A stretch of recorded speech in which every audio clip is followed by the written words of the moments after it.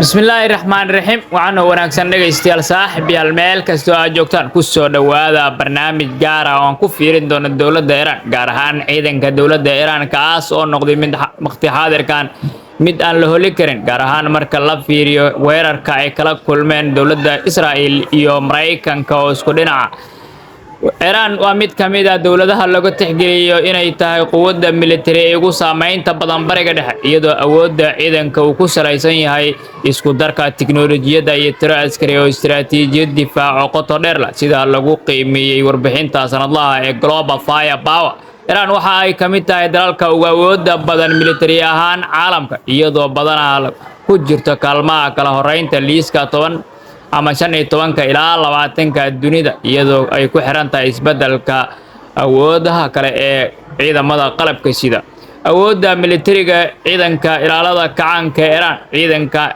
Iran waxa loo kala qaybiyaa ayaa leeyahay laba qaybood oo waaweyn ciidanka qaranka iyo ciidanka ilaalada kacaanka Iran oo loo soo gaabiyay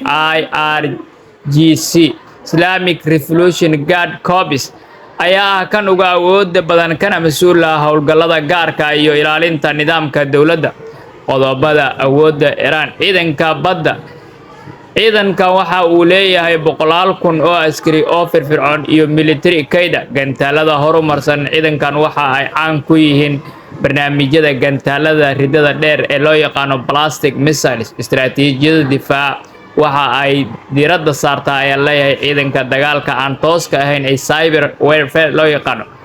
gaar ahaan haddii ay la kulanto quwad ka weyn sida hadeertaan badhacday saameynta goboleedka Iran waxa ay taageertaa kooxo iyo xulufo ku sugan bariga dhexe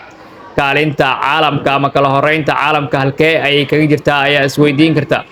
inkastoo aysan ka mid ahayn 10 dal ee ugu awoodda badan military ahaan adduunka sida United Nations oo Mareykanka iyo Ruushka iyo China